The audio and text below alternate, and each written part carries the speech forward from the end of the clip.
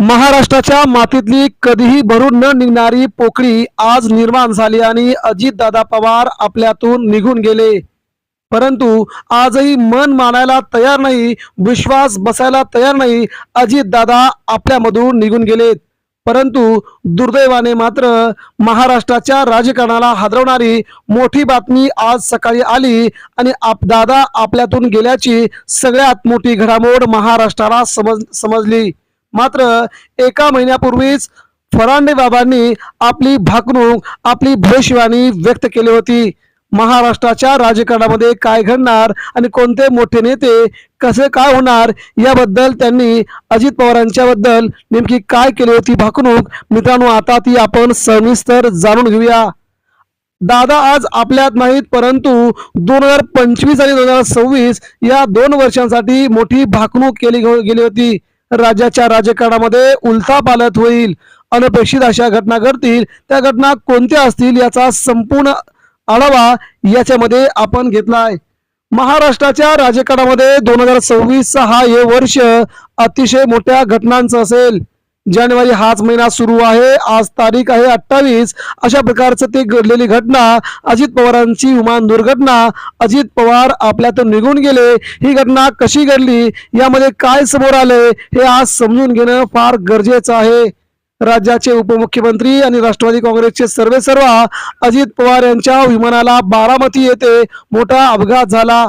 या विमान अपघातात त्यांचा मृत्यू झाल्याची धक्कादायक बातमी समोर आली आणि महाराष्ट्र संपूर्ण शोकसागरामध्ये बुडाला. बारामतीमधून एकच प्रकारचा टाहू निघाला आणि आजपर्यंत देखील बारामती संपूर्णपणे रडत असल्याचं चित्र आपण पाहतोय. मुंबईवरून निघालं 8-10चं विमान बारामतीमध्ये 8:44 या मिनिटाला अतिशय मोठ्या उंचीवरून कलंडलं, कोलमडलं आणि त्याच विमानाचा सगळ्यात मोठा स्फोट खाली आल्याच्या नंतर घडला.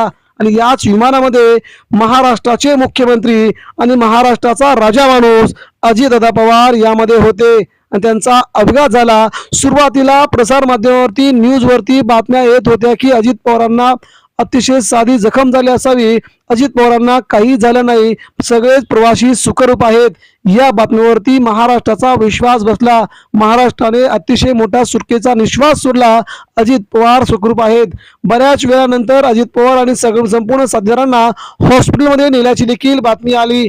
त्यानंतर मात्र पुढच्याच एका तासभरामध्ये सगळ्या न्यूज चॅनल्सनी सगळ्यात मोठी बातमी महाराष्ट्राला दिली. महाराष्ट्र हादरला, कोणाचाही विश्वास बसत होता, सगळेजण फोन करत होते. मात्र यावेळी अजित पवारांचा या विमान अपघातामध्ये मृत्यू झाल्याची सगळ्यात मोठी धक्कादायक बातमी प्रसार माध्यमाने दिली आणि संपूर्ण महाराष्ट्राने टाहो फोडण्यास सुरुवात केली. आपला नेता आपल्यातून निघून गेला, अजित पवार आपल्यामध्येच आहेत, अजित पवारांनी विमानातून कुठेतरी बाजूला उडी मारली असेल, अजित पवार कुठेतरी असतील, त्यांना शोधा, अशा प्रकारच्या बातम्या, अशा प्रकारचे लोक त्या ठिकाणी म्हणत होते. अजित पवार जाणाऱ्यातले नाहीत, अजित पवार कामाचाच माणूस होता, अशा प्रकारच्या सगळ्या लोकांच्या विवंचना त्या ठिकाणी येत होत्या. मात्र मित्रांनो, पुढे सत्य होतं, ते सत्य कोणालाही नाकारता येत नव्हतं. विमान अपघातामध्ये अजित पवारांचा मृत्यू झाला होता, संपूर्ण विमान जळून खाक झालं होतं. अजित पवार देखील त्यांच्या सोबत आपल्या मृत्यूला त्यांनी कवटाळलं होतं आणि त्यांच्यासोबत 2 सुविध सहाय्यक, एक आपला स्वतःचा बॉडीगार्ड, अशा प्रकारे 5 ते 6 जणांचा त्या ठिकाणी मृत्यू झाल्याची धक्कादायक बातमी समोर आली. महाराष्ट्रामध्ये जिल्हा परिषद, पंचायत समितीच्या निवडणुकांचा पूर्णपणे धुरळा उडला होता. मुंबईमधून येऊन अजित पवारांच्या बारामतीमध्ये 4 सभा होत्या. या 4 सभा घेण्यासाठी अजित पवारांनी तात्काळपणे विमान घेतलं आणि विमानाद्वारे बारामतीला येण्याचा त्यांचा मानस होता. मात्र निवडणुकीसाठी त्यांनी प्रचाराला वेग घेतला. अपघात नेमका कशामुळे झाला, तांत्रिक बाब काय, या सर्व प्रकारांची चौकशी विमान प्रशासनाने सुरू केली आहे. दरम्यान विमान कसं कोसळलं हे मात्र आज अजूनही समजलं नाही. भीषण अपघातामध्ये 6 जणांच्या मृत्यूसह अजित पवार आपल्याला सोडून गेले, ही बातमी महाराष्ट्र आजही मानायला तयार नाही. राज्यातील आज छोटी मुलं सुद्धा अजित पवार कोण होते असं विचारल्याच्या नंतर अजित पवार महाराष्ट्राचे उपमुख्यमंत्री होते आणि अजित पवार कामाचा माणूस होता असं साधे शाळेतील मुलं देखील सांगतायत. पण अजित पवार आपल्यातून निघून गेले. जाता जाता अनेक मेसेज त्यांनी सोडलेत. अजित पवार यांनी पिंपरी चिंचवडच्या एका सभेमध्ये थेट विरोधकांना मोठे मोठे हल्ले केले आहेत. त्यांनी म्हटलंय की महाराष्ट्राच्या राजकारणामध्ये माझे आजोबा हे सगळ्यांचे बाप आहेत.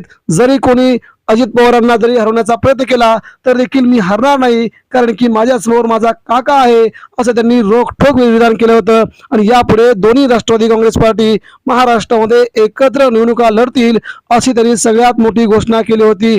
एकंदरीत जर विचार करा ठरला तर दोन्ही राष्ट्रवादी एकत्र करायचं काम अजित पवारांनी जाता जाता महाराष्ट्र सोबत केल्याची ही देखील तेवढीच महत्वाची बातमी आहे.